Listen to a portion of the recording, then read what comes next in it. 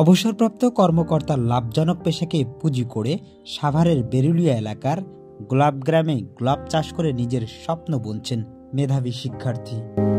তো আমার আব্বু একজন সেনা কর্মকর্তা ছিলেন, তিনি আমাদেরকে লেখাপড়া শিখাইছেন। তো এক সময় চিন্তা করলাম যে আমাদের গ্রামটা যেহেতু গোলাপ গ্রাম, সবাই চাষ করে গোলাপ গ্রাম, তো আমার একটা স্বপ্ন ছিল যে আমি চাষ করব, আমার এক সময় একটা বাগান থাকবে, আমি ফুল বিক্রি করব, এটাও আমার একটা ড্রিম। বা ছোটোবেলা থেকে হ্যাঁ শখের বসেতে, তারপরেও একটা ছোটোবেলা থেকে আমার ইচ্ছা ছিল যে আমি বিজনেস করব, আমি নিজে উদ্যোক্তা হব, কোনো জবের ক্ষেত্রে জবের দিকে যাব না, চাকরির দিকে যাব না। তো নিজেই চিন্তা ভাবনা করলাম যে আমি নিজে উদ্যোক্তা হব। সেই ক্ষেত্রে যে আমাদের গ্রাম, আমাদের যে আগের চাষাবাদ যেটা হয়ে আসছে, উৎপত্তি হয়ে আসছে, সেটার দিকে আমার ঝোঁকটা একটু বেশি ছিল। তো বাবাকে বললাম যে এরকম আমরা বাগান করতে চাই, অনেক কিছু করতে চাই, একটা বিজনেস করতে চাই। তো বাবা কি বললো যে ঠিক আছে, আচ্ছা দেখি। তখন তারপর থেকে যে বাগানটা আমার নেওয়া হয়েছে রিসেন্টলি, যে আন্দোলনের সময়, আন্দোলনের পর থেকেই মনে করেন যে নেওয়া হয়েছে। তো সেখান থেকে আমার বিজনেসটা স্টার্ট।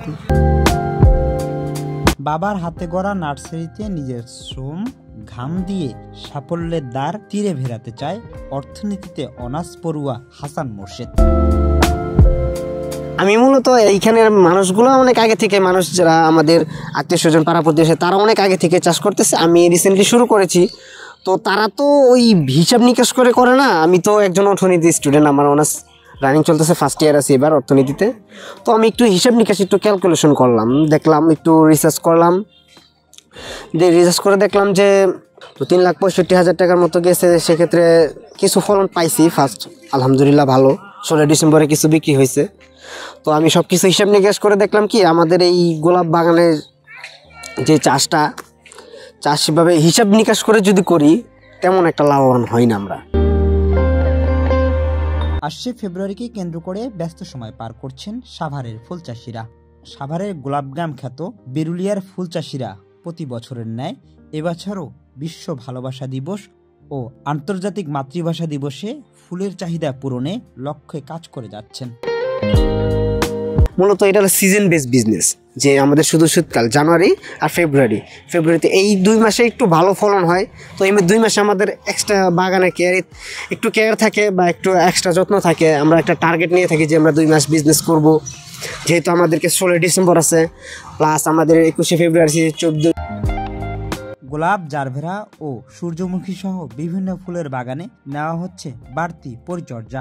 বলতে গেলে এখন আমি ভর্তুকি দিচ্ছি, যে আজকে পরিচর্যা করে গেছে, এদেরকেও টাকা দিতে হবে, আবার পানি আছে, সার আছে, কীটনাশক আছে, এগুলো আমাকে দিতে হয়। বাগান মালিকরা বলছেন বর্তমানে দেশের বাজারে প্লাস্টিকের ফুলের চাহিদা বেড়ে গেছে। তারপরও এবছর ভালোবাসা দিবস ও মাতৃভাষা দিবস উপলক্ষে মোট 2.5 কোটি টাকার ফুল বিক্রির পরিকল্পনা হাতে নিয়েছেন তারা। রিসার্চ করে দেখলাম যে 3,65,000 টাকার মতো গেছে। সেক্ষেত্রে কিছু ফলন পাইছি ফার্স্ট, আলহামদুলিল্লাহ ভালো, 16 ডিসেম্বরে কিছু বিক্রি হয়েছে। তো আমি সব কিছু হিসাব নিকাশ করে দেখলাম কি আমাদের এই গোলাপ বাগানের যে চাষ সেভাবে হিসাব নিকাশ করে যদি করি, তেমন একটা লাভবান হই না আমরা। সৌন্দর্য, স্নিগ্ধতা ও পবিত্রতার প্রতীক ফুল। ফুলের সৌরভ যেমন মানুষকে বিমোহিত করে, তেমনি এর সৌন্দর্য প্রাকৃতিক পরিবেশকে করে আকর্ষণীয়ময়। আসছে ফেব্রুয়ারিতে ফুলের চাহিদা মেটাতে প্রস্তুত সাভারের ফুল চাষিরা। Shimul Khan, breaking news, Savar, Dhaka.